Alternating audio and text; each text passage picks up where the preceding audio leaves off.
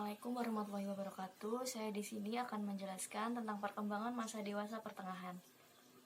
Sebelum membahas lebih lanjut, perkenalkan nama saya Debulan Agustin dengan nomor NIM 430402000006. Baik, langsung saja kita mulai ke materi yang pertama, yaitu pengertian perkembangan usia madya. Pada umumnya, usia madya atau usia setengah baya dipandang sebagai masa usia 40-60 tahun. Masa tersebut ditandai oleh adanya perubahan-perubahan jasmani dan mental.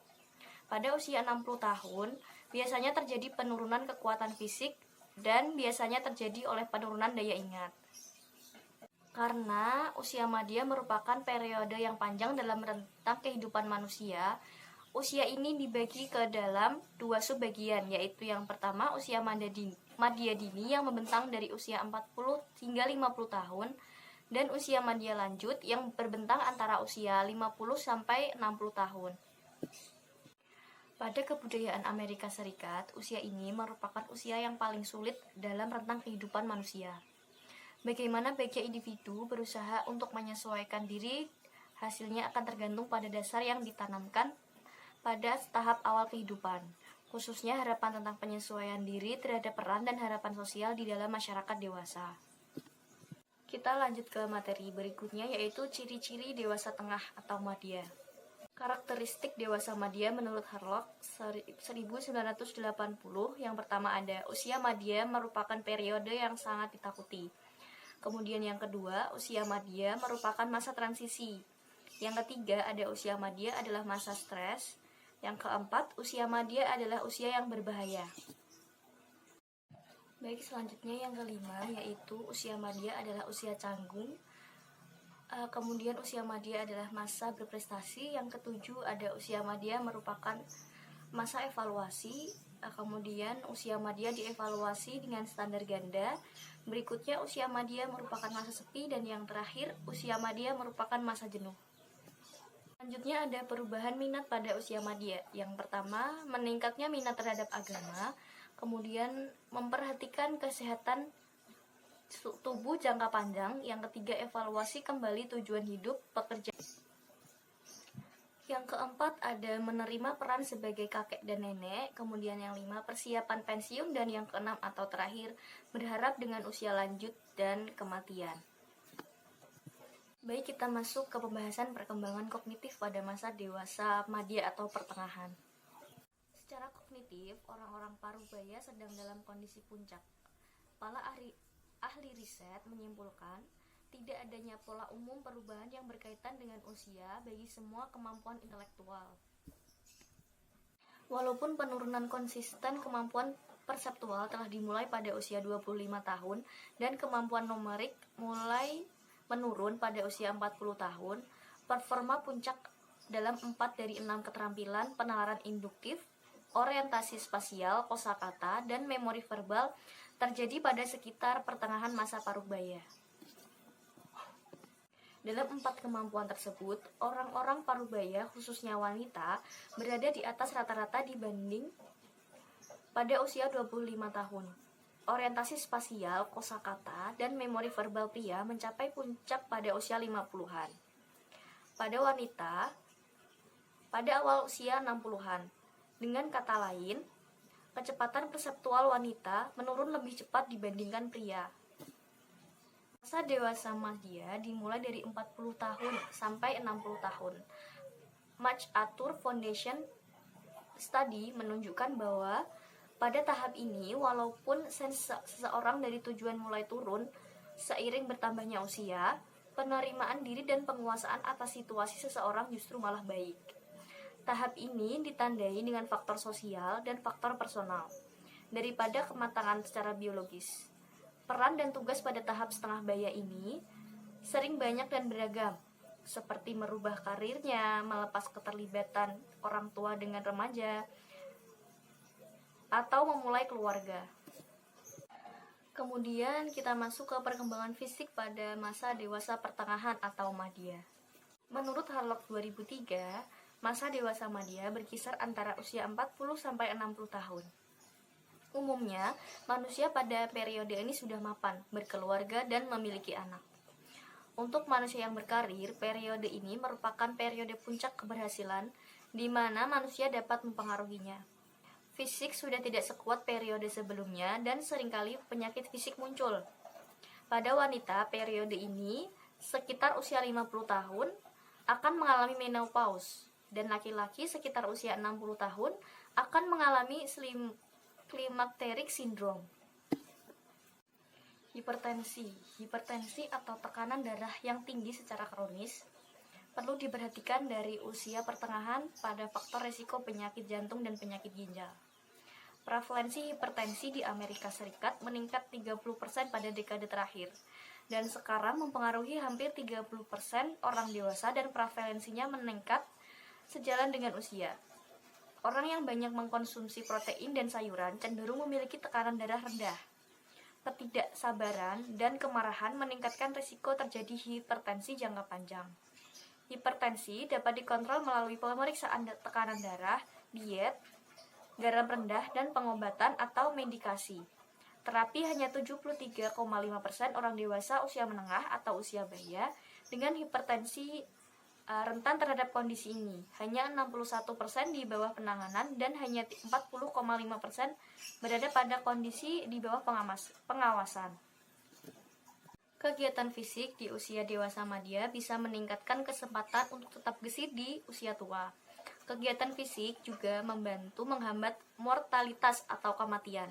Di antara 9.824 sampel orang dewasa Amerika Serikat yang berusia 51-60 tahun di tahun 1992, beberapa orang yang melakukan latihan sedang rutin atau latihan giat sekitar 35% kemungkinan jarang meninggal dunia pada periode 8 tahun ke depan, dibandingkan dengan orang dengan gaya hidup tidak sehat.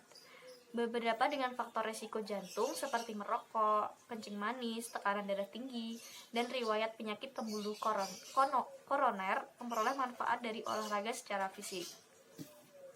Emosi dan kesehatan. Peribahasa lama mengenai Solomon yang berbunyi, jantung yang ceria sama baiknya seperti pengobatan, yang dihasilkan oleh penelitian kontemporer.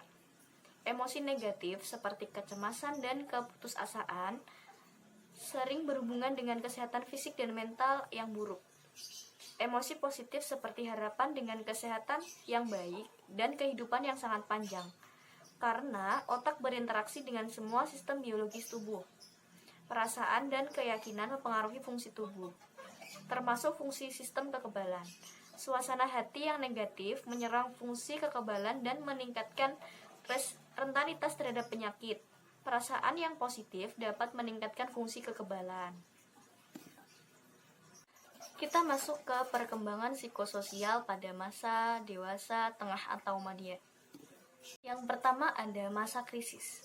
Menurut David Levinson, masa krisis ialah masa di mana individu berusaha untuk mengatasi kesenjangan antara masa lalu dengan masa depan. Krisis parubaya dikenal dengan istilah puber kedua. Biasanya masa ini ditandai dengan perasaan takut seperti takut menjadi tua, takut menjadi tidak menarik lagi, takut mati, dan takut tidak berguna lagi. Yang kedua ada masa berprestasi pada usia madya. A.A. Warner menyatakan bahwa pada usia 40 tahun, bagi orang-orang normal telah memiliki pengalaman yang cukup dalam pendidikan dan bergaul. Kreativitas, tingkat pendidikan, bidang kegiatan dan kesempatan seperti relasi sosial mempengaruhi puncak karir pada usia dewasa madya. Pada usia ini, pria dan wanita mengalami puncak karir di perusahaan, kantor, dan organisasi.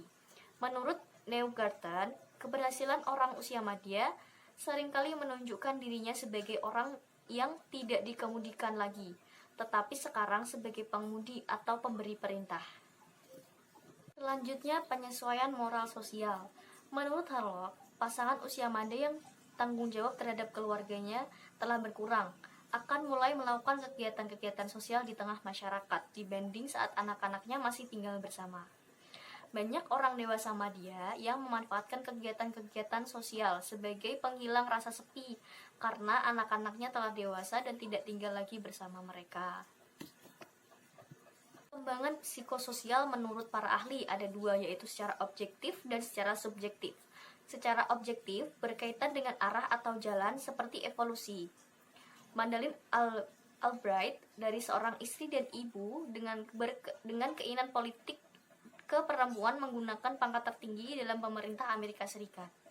Sedangkan secara subjektif, berkaitan dengan kesadaran diri manusia, orang-orang secara aktif menyusun kesadaran diri serta struktur kehidupan mereka.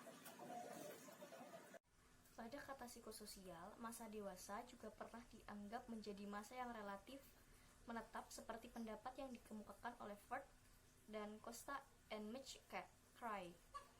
Freud mengatakan bahwa meyakini kepribadian sudah terbentuk secara tetap di usia tersebut, sedangkan Costa dan McCrae memandang bahwa parubaya menjadi masa stabilitas yang penting dalam kepribadian. Para pakar teori humanistik juga memandang masa parubaya menjadi kesempatan perubahan positif seperti yang diungkapkan oleh Maslow dan Rogers. Kesejahteraan psikologis dan kesehatan mental yang positif. Yang pertama, emosi. Emosi positif dan negatif mengarahkan orang-orang pada usia parubaya cenderung untuk belajar menerima apa yang ada dalam hidup mereka dan meregulasi emosi mereka secara efektif. Yang kedua, ada kepuasan hidup. Dalam sebuah survei di seluruh dunia, kebanyakan orang di seluruh rentang usia, seluruh jenis kelamin, dan seluruh ras melaporkan merasa puas dengan hidup mereka. Alasannya mengenai kepuasan hidup. Emosi positif yang berkaitan dengan kenangan menyenangkan cenderung bertahan, sedangkan emosi negatif yang berkaitan dengan kenangan tidak menyenangkan memudar.